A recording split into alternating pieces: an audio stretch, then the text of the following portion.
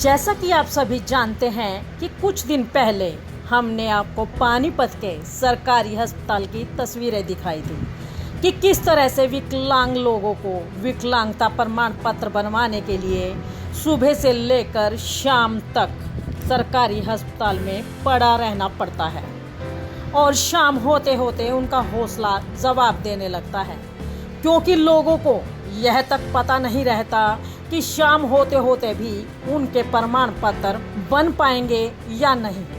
जी हाँ, यह एक कड़वी सच्चाई है जिसके बारे में बीते दिनों एक प्रेस वार्ता में सांसद महोदय संजय भाटिया से भी इस बात का जिक्र किया गया था, लेकिन उन्होंने कोई भी संतुष्टिजनक जवाब नहीं दिया था कि कैसे इन शारीरिक रूप से परेशान लोगों की समस्या का हल किया जाएगा।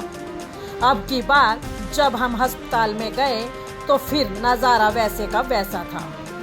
जब डॉक्टर आलोक जैन से इस बारे में बात की गई तो उन्होंने एक बहुत ही आश्चर्यजनक कड़वा सच बताया कि करोड़ों की लागत से बनने वाले इस सरकारी अस्पताल में पिछले कई सालों से एक फिजिशियन तक उपलब्ध नहीं है।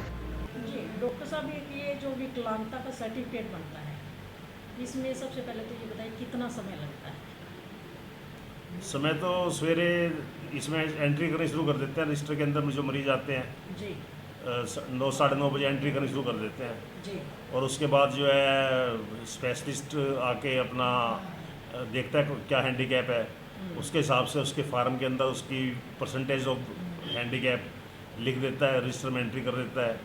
उसके बाद एसएमओ साइन करता है, फिर deputy civil surgeon as chairman sign करता है, तो सर्टिफिकेट पूरा हो जाता है। हफ्ते में कितने दिन का समय रखा गया इनका सर्टिफिकेट बनाने के लिए? 1 दिन का टाइम रखा हुआ है, बुधवार का। हर हफ्ते बुधवार के दिन जो है हैंडीकैप कैंप लगता है नीचे 118 नंबर कमरे में, वहाँ पे ये प्रोग्राम चलता है। डॉक्टर साहब, हम पिछले हफ्ते भी आए थे, अब भी आए, लोग काफ़ी मात्रा में आए होते हैं, कुछ ही लोगों के सर्टिफिकेट बन पाते हैं। क्या ये 1 दिन का जो समय हफ्ते में रखा गया ये पर्याप्त है लोगों के लिए? मैडम ऐसा है, ये जो कैंप है ना जब पैंडेमिक के कारण बंद हो गया था जी तो अभी दोबारा स्टार्ट किया गया है। जी तो अभी इसको 1-2 हफ्ते हुए हैं स्टार्ट हुए। तो पहले जो हमारे डॉक्टर हैं, डॉक्टर प्रदीप हैं, हड्डियों के डॉक्टर जो ये कैंप करते हैं, जी इनकी ड्यूटी बालजटान में रिफाइनरी में लगी हुई है, जी तो इनको लेटर जारी नहीं हुआ था, जी तो इसलिए पिछला हफ्ता तो खाली चला गया। इस हफ्ते उनकी ड्यूटी लगी हुई है, वो आज उन्होंने कैंप, आज बुधवार है, आज उन्होंने कैंप किया है, पूरी तरह से किया है कैंप आज उन्होंने। डॉक्टर साहब, अपने हॉस्पिटल में फिजिशियंस कितने हैं? हमारे हॉस्पिटल में फिजिशियन एमडी मेडिसिन का डॉक्टर कोई नहीं है और फिजिशियन का कार्य डॉक्टर जेके त्यागी कर रहे हैं, जो कि कंसल्टेंट है, एमबीबीएस डॉक्टर है, कंसल्टेंट है, वो कर रहे हैं काम। तो कुछ लोग जो यहाँ पे विकलांगता का सर्टिफिकेट बनाने आते हैं उनको रोहतक रेफ़र कर दिया जाता है, करनाल रेफ़र कर दिया जाता है, क्या वजह रहती है उसको रेफ़र करने में? क्योंकि फिजिशियन नहीं है, इसलिए जो है जैसे सीवी का केस है जी उसको मतलब जो है वहीं से उसका प्रमाण पत्र बनता है, जहाँ फिजिशियन है तो उसको इसलिए रेफ़र करते हैं। तो मतलब यहाँ पे फिजिशियन है ही नहीं मैडम, तो उसी वजह से लोगों को दिक्कत हो रही है। हाँ फिजिशियन के जो केस होते हैं वो फिजिशियन के लिए वहाँ रेफ़र करते हैं। तो आपकी तरफ से सरकार से कोई डिमांड की गई है कि यहाँ पर फिजिशियन अवेलेबल करवाया जाए? हाँ मैडम, पिछले 3-4 साल से फिजिशियन नहीं है। जो डॉक्टर था वो डीएम करने चला गया था, जी अब डीएम करने के बाद उसकी पोस्टिंग जो है सेक्टर 10 गुड़गांव में हो गई है। हमारे पास फिजिशियन नहीं आया, डिमांड हम करते रहते हैं सरकार डिमांड से। करते हैं। Deputy CMO doctor Nishi Jindal से जब विकलांगों को आने वाली समस्याओं के बारे में बातचीत की गई तो उन्होंने बताया कि उनके द्वारा हर संभव प्रयास किए जा रहे हैं कि आने वाले लोगों को किसी भी तरह की कोई परेशानी ना हो, लेकिन फिजिशियन ना होने की वजह से उन्हें मजबूर हो लोगों को रेफर करना ही पड़ता है। ये डिसेबिलिटी बोर्ड हमारे एवरी वेडनेसडे होता है, हर बुधवार, हफ्ते में एक दिन हर बुधवार को, ये फिक्स है। तो इसमें कितने लोगों की ड्यूटी लगी हुई है जो ये सर्टिफिकेट्स कलेक्ट भी करते हैं, उनके डॉक्यूमेंट्स और सर्टिफिकेट भी बनता है? इसमें 2 पर्सन जाते हैं, जी एक डीलिंग जाता है, एक साथ में उसके हेल्पिंग हैंड भेज देते हैं पर्सन जी। को वहाँ पे। तो ये होता है जितनी एप्लीकेशन आ जाती है मतलब 1 बजे तक, जी है ना, 60 आए, 70 आए, 80 आए, जितनी भी एप्लीकेशन आ जाती है उसको कलेक्ट करके फिर एंट्री करना शुरू कर देते हैं जी रजिस्टर के अंदर। फिर उसके हिसाब से फिर बोर्ड ऑफ डॉक्टर्स को बुलाया जाता है थ्रू PMO। जी PMO के थ्रू जो भी स्पेशलाइज डॉक्टर है, ENT का हो गया, फिजिशियन हो गया, ऑर्थोपेडिशियन हो गया या कहीं हो गया, अगर हमारे पास कोई पोस्ट खाली है, अगर PMO बोलता है फिजिशियन नहीं है या सर्जन नहीं है या मे भी होते हैं छुट्टी पे होते हैं, लॉन्ग लीव पे होते हैं, तो फिर उस केसेस को हम यहाँ से रेफर कर देते हैं, भले वो कानपुर रेफ़र हो या करनाल रेफ़र हो या PGMS रोहतक रेफ़र हो। मैम अभी पिछले कितने समय से आपके पास फिजिशियन नहीं है यहाँ पे, कितना लंबा समय हो गया?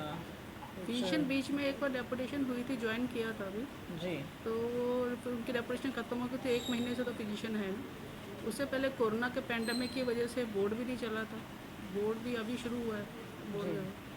तो अभी डिमांड तो गई हुई है, PMO से डिमांड गई है, सिविल सर्जन ऑफिस से डिमांड गई हुई है, तो अगर आ जाएगा तो अच्छी बात है ना। तो फिर हम अब हम प्लान ये कर रहे हैं कि सराउंडिंग डिस्ट्रिक्ट से ही फिजिशियन को एवरी वेडनेसडे बात करके सिविल सर्जन से वो उस दिन यहीं पर आ जाए तो पेशेंट को जाना ना पड़े। तो मैम अभी PMO साहब से बात हुई थी हमारी, हाँ जैन जी। साहब से, तो वो ये कह रहे थे कि पिछले 3 साल से हमारे पास फिजिशियन नहीं है यहाँ पे। फिजिशियन हमारे पास नहीं है, ऑन डेपुटेशन फिजिशियन आया था जी ड्यूरिंग कोरोना पैंडेमिक। फिजिशियन की पोस्ट कभी नहीं भरी गई है, पर डिमांड कही है जो फिजिशियन ऊपर वालों ने देना, उनको देना नहीं है फिजिशियन को। तो मैम एक दिन में इस हिसाब से कितने लोगों के जो है सर्टिफिकेट्स बन जाते हैं? ऑन बोर्ड 65-70 के करीब एंट्रीज होती हैं हमारे पास, है ना। तो 40-45 के करीब जो होते हैं यहाँ के जो स्पेशलिस्ट हैं डॉक्टर्स, वो तो इशू हो जाते हैं on the spot, same day issue कर देते हैं हम लोग। जी पर जो बाई चांस रोहतक से रिपोर्ट आनी है या फिजिशियन जैसे नहीं है, उसके सर्टिफिकेट के लिए ओपिनियन लिया जाता है उनका, तो कंसर्न डिस्ट्रिक्ट में भेज देते हैं, भले करनाल हो, भले रोहतक हो या कानपुर हो। तो यहाँ पे जो लोग आते हैं उनके बैठने की व्यवस्था प्रॉपर नहीं है, कुर्सियाँ हैं हाँ जी। लेकिन बहुत कम है, लोग फर्शों पे लेटे हुए नज़र आते हैं, काफ़ी परेशानियों का सामना करना पड़ता है। नहीं, वो तो देख सिविल हॉस्पिटल के अंदर बोर्ड बैठता है, सिविल हॉस्पिटल ना। बाकी अगर आपको, मुझे लगता नहीं ऐसे है, अगर है तो मैं PMO से बात कर लेंगे हम लोग, ठीक है ना, सेटिंग है। कई पेशेंट नीचे लेट के, ठंडा है वहाँ पे, AC लगे हुए हैं, सेंट्रलाइज AC है हमारे, जी तो वो कंफर्टेबल होते हैं नीचे बैठ के। हैंडीकैप पर्सन होते हैं कई, जी चेयर पे नहीं बैठा जाता उनसे, तो वो नीचे लेट जाते हैं, बैठ जाते हैं।